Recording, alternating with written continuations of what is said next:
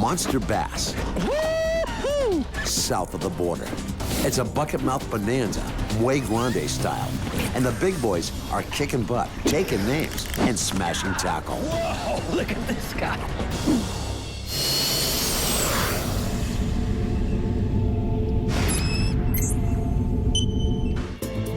Dawn, Lake El Salto in western Mexico. Flooded timber, islands, drop-offs, tons of shad, and an army of Florida Strain Largemouth create a bass man's dream. Nearly perfect water that rivals anything in California or the American South. At this classic destination, Dennis has a shot at the biggest bass of his life. Woo! Yeah! Ooh, nice fish. The day starts hot. The wolf pack is already prowling for sheep. Woo! First cast, bang! The hunt is on for monster fish. Given El Salto's huge acreage, the bass could play an endless game of Marco Polo with Dennis.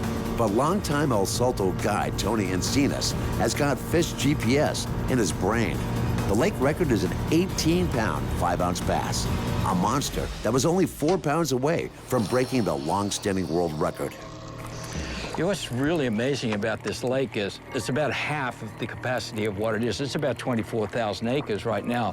But as you look back, you see this tree line, that's about 30 feet up. I bring it up to about 50,000 acres. That will make it very, very difficult to fish this lake because you're not going to be able to find all the spots where these fish are hoarding up the shad. And that's why a very, very knowledgeable guide is so important. Through his years of guiding in El Salto, Tony has brought literally tons of largemouth into the boat. The depth of his experience here is like that of a zoologist, or maybe a bassologist. He's also something of a nutritionist and has at the ready an arsenal of big baits that perfectly match the Florida Strain appetite. A small fish here is 5 pounds, but on El Salto, the very next cast could triple that. You know, we're using a variety of baits here. We've got spinner baits, we've got swim baits. We're doing very well with topwaters as well. Colors, though, really important. Simulating the shad, we got chartreuse and white. That's what's giving us a great day. A key thing to working swim baits is to vary your retrieve just a little with every cast. Go slow, but start and stop. Give teeny bursts of speed. Make that lure behave in a way that signals to a bass that the bait is responding in fear to the presence of a predator. That tantalizes largemouth, inducing strikes.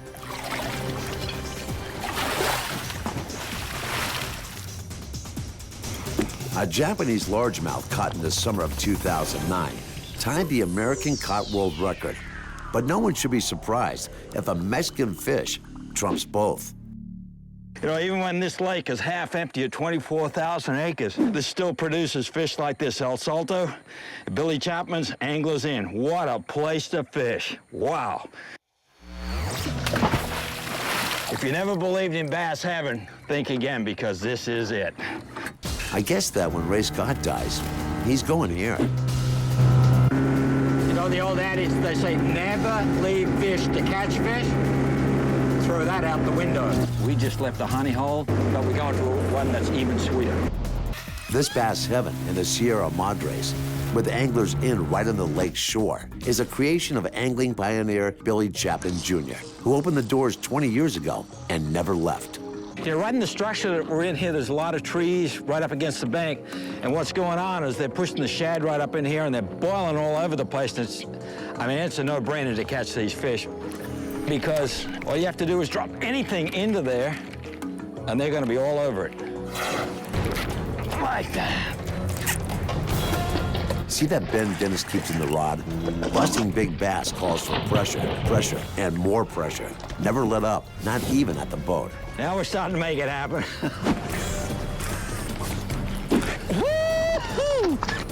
When the El Salto bass turn on, they're like sharks smelling blood. Whoa. Dennis doesn't know it yet, but he's on his way to a personal record.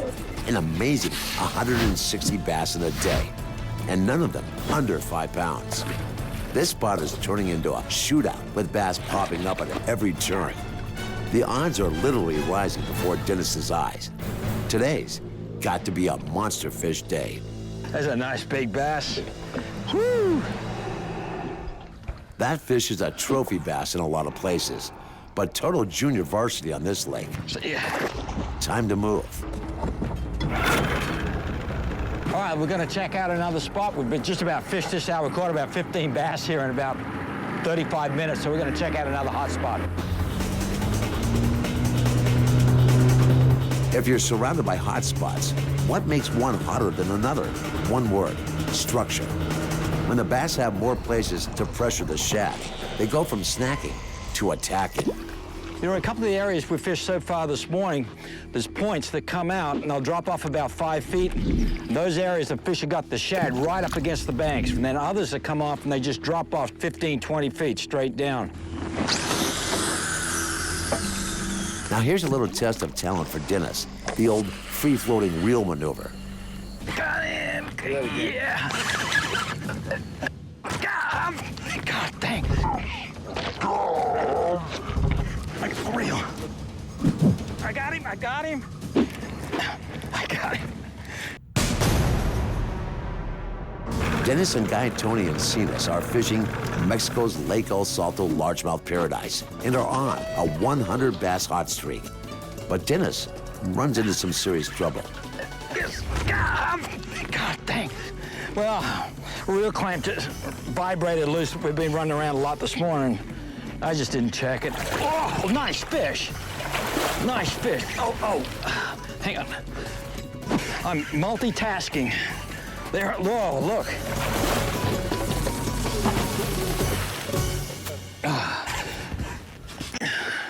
Okay.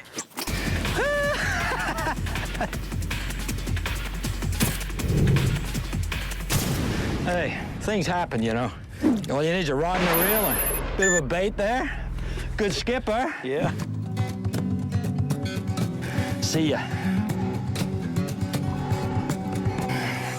Put this thing back together. It's only the second time that's ever happened to me in my life. Last time it happened, it was about 150-pound bluefin tuna. I got him too. As the sun crosses the sky, Dennis is feeling every nasty little twinge in his joints that comes with 25 years of chasing monsters and all the body-slamming species. Dennis and Tony both notice sudden bird activity. Just like on salt water, the birds go where the bait goes on this big lake. And you change location, and maybe even tactics, when the egrets and herons give you the signal.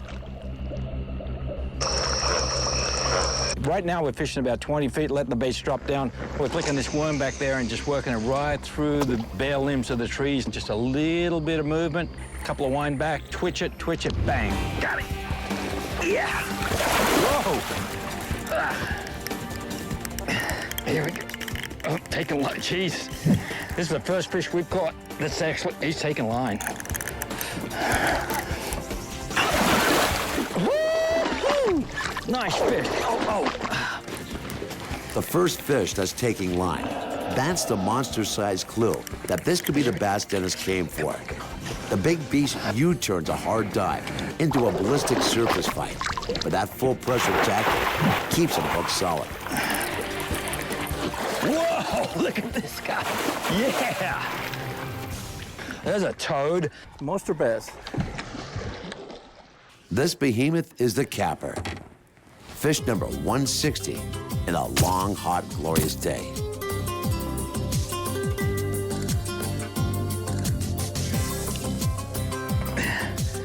Woo! 20 years of careful bass management led to this, a steadily breeding population of monster fish. Wow. Monsters that could crash down the door to a true New World Record largemouth bass. The holy grail of freshwater fishing might be just one shad taco away from making weight and making history.